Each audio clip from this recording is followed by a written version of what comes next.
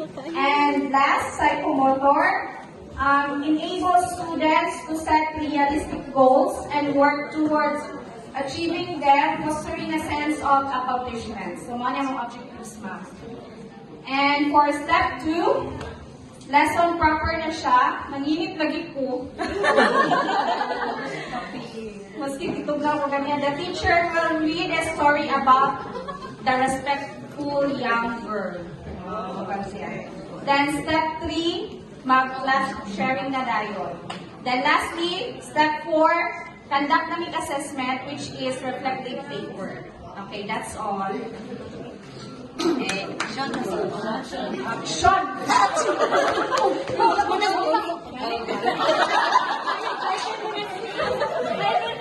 Hyper. Okay, sunod ko. Slide, camera, action.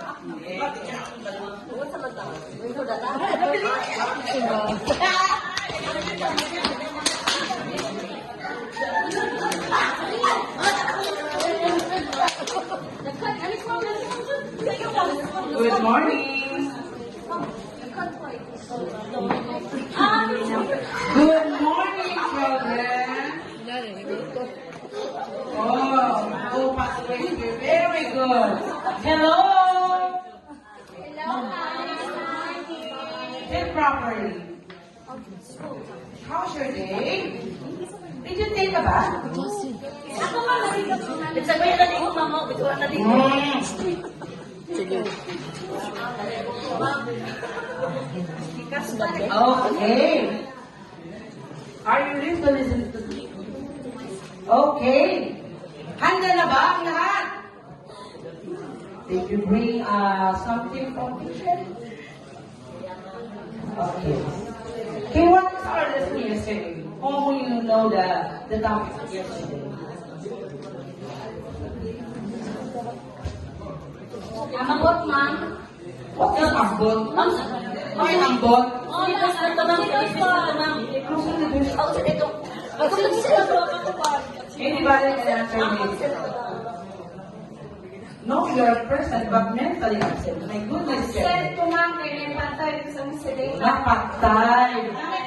How about you, Lizette? Okay.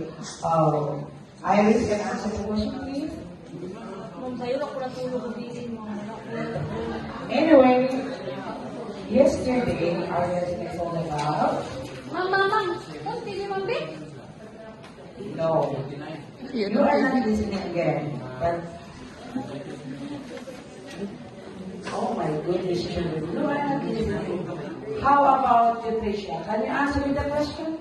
What is our lesson yesterday?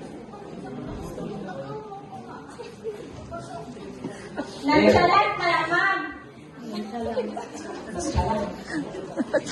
Salang gila siya, ma'am. Okay. Listen, children, we need to listen a short story about a respectful young girl. In a small village, there lived a young girl named Michelle. She was known throughout the village for her kind heart and respectful nature. Sit properly.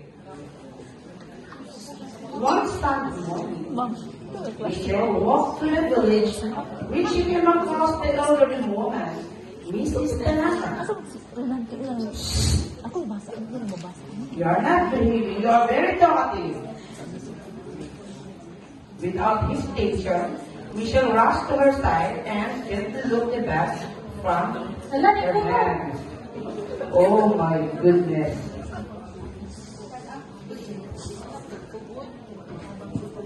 Sit properly. You are not listening again. You are not going to have a big recess because you are not listening to me. Everybody listen. Sit properly. May I help you? Panganda mo, pagpasin mo. You carry this, Mrs. Tanaka. You are not listening, children. What is all about my topic today? Respectful? Respect Introduce na yung topic. Ikaw yan. Siya. This is Tanaka Smile and thank you to Michelle for this kindness. As we walk together, Michelle listen, Ikaw kang basa. attentively to listen and have spoken about the village and their childhood. Okay, I know that everybody are listening to me. Yan na pa sa activity. I have a question here. If you don't answer, you can go out for the recess. Okay. Lizette, just present the question. How can you demonstrate kindness and empathy towards others in your daily life as a student? Teacher. Okay. Like Michelle in this story, she helped the elderly to carry the groceries. She is very kind and respectful. Oh, your answer is correct. But you know what the answer is? Our topic is respectful young word. But today, somebody is bumping me and smiling on me. Is that respectful? No! And somebody make kuto and it is serious. What's that? Is that a respectful kind of goodness, children? What if there is a visitor or a supervisor coming inside and your behavior is like that? Is that good? No! Okay. For your Assignment. reflection, you need to write down those things. You need to, what are those?